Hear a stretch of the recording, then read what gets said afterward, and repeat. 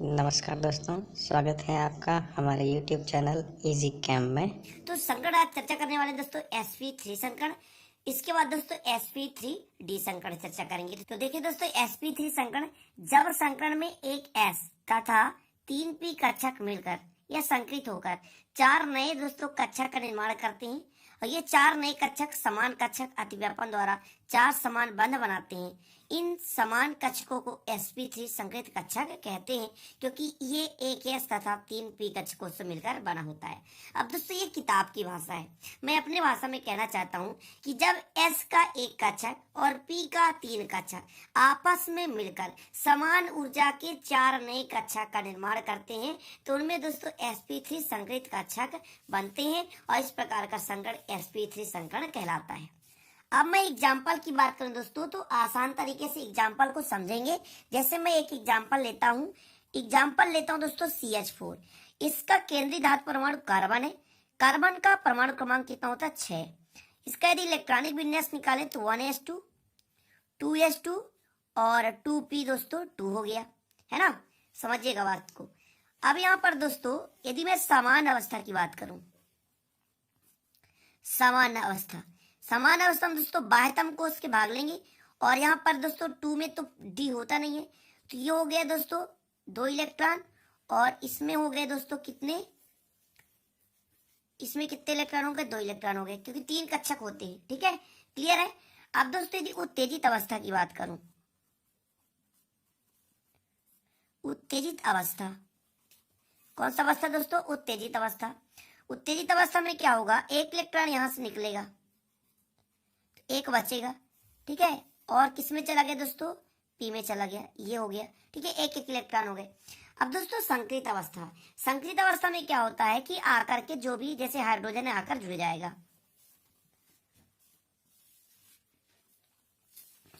संकृत अवस्था तो आपके पास ये दोस्तों ये तो सेफ है, ये तो भाग लेगा ही, बाह्यतम कोश के ही इलेक्ट्रॉन भाग लेते हैं।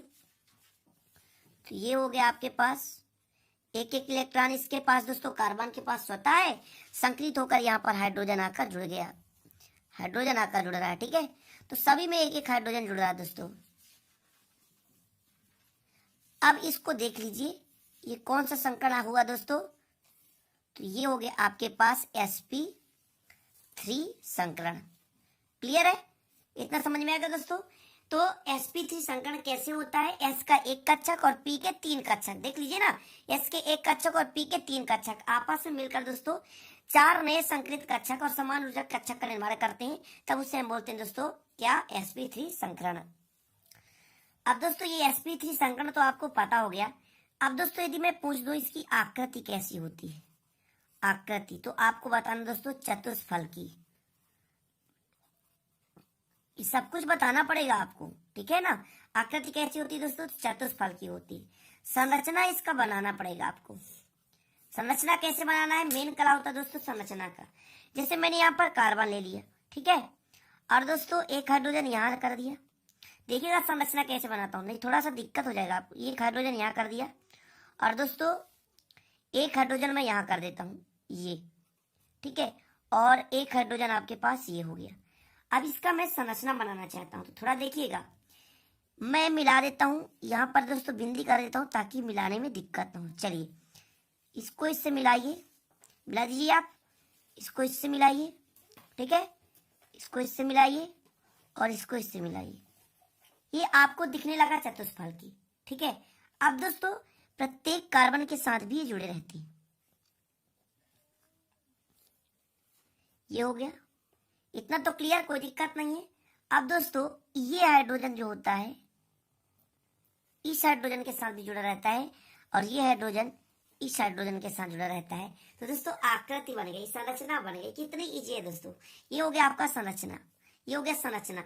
बस समझना जरूरी है, समझना जरूरी है। अब दोस्तों इसका बंध कोण भी होता है, बंध कोण ऑब्जेक्टिव टाइप में पूछ देता है तो 109 डिग्री 28। ठीक है, तो ये जो डैश होता है दोस्तों मिनट का होता है। ठीक है, 109 डिग्री 28 मिनट, डबल डैश होता है तो सेकेंड का होता है। अब यदि मैं प्रकृति कह दूं, प्रकृति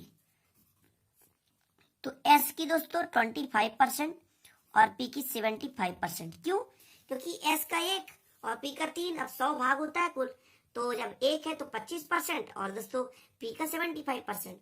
तो इस प्रकार दोस्तों आपको क्लियर हो गया होगा sp3 संकरण। तो चलिए स्टार्ट करते हैं sp3d संकरण। एस का 1, पी का 3 और डी का दोस्तों कितना है 1, मतलब कुल मिला के इसमें 5 कक्षक बनेंगे।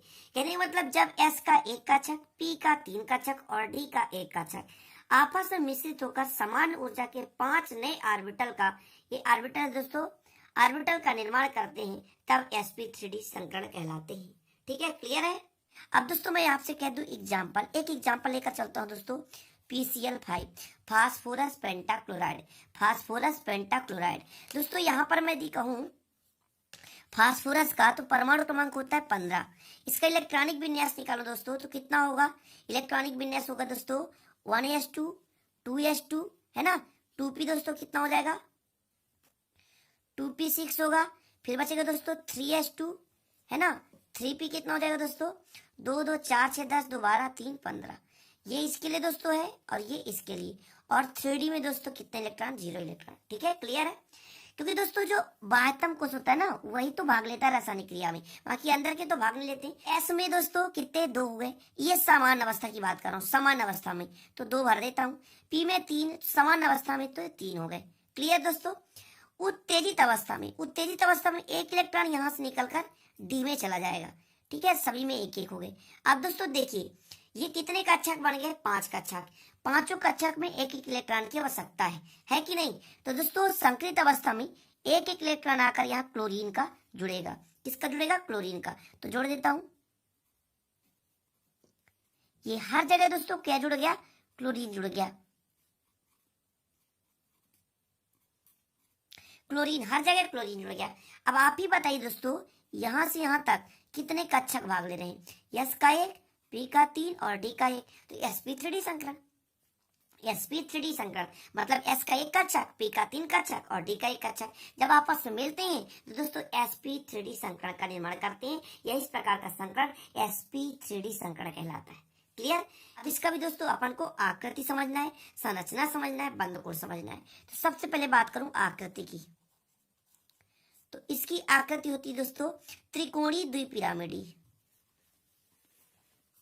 त्रिकोणीय द्विपिरामिडीय।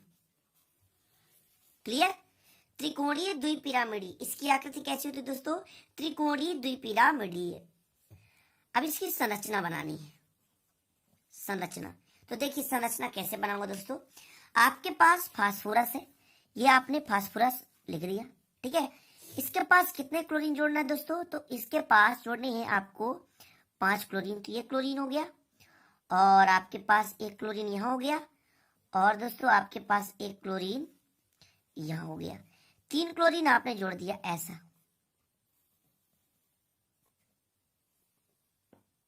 और 2 क्लोरीन और जुड़े हैं दोस्तों।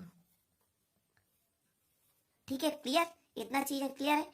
अब ये क्लोरीन इससे जुड़ेगा, ये क्लोरीन इससे जुड़ेगा, और ये क्लोरीन इससे जुड़ेगा। आप इतना आकृति बना देते हैं दोस्तों तो बिल्कुल क्लियर है, कोई दिक्कत नहीं है ना। ये संरचना होगी। इसमें दोस्तों बंद कोण कितना कितना डिग्री होता है? तो बंद कोण 120 डिग्री का भी होता है और 90 डिग्री का होता है। जो इसके बीच दोस्तों ये बनता है 120 डिग्री का, और जो ये इनके बीच बनता है वो 90 डिग्री बनता है। तो 120 डिग्री का भी बनता है और 90 डिग्री का। अब दोस्तों मैं आपसे कह दूं प्रकृति बताना है आपको। प्रकृति कितना परसेंटेज किसका है?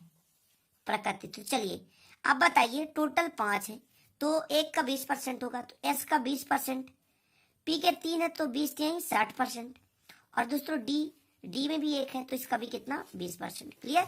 तो sp_d मतलब एस के 20%, पी के 60% और डी के 20%। इस प्रकार दोस्तों sp_d मतलब 20 60 और 20। ये हो गया दोस्तों आपके पास प्रकार। तो इस प्रकार दोस्तों आज 2 संकरण आपने सीख लिया, sp3 संकरण और sp3d संकरण।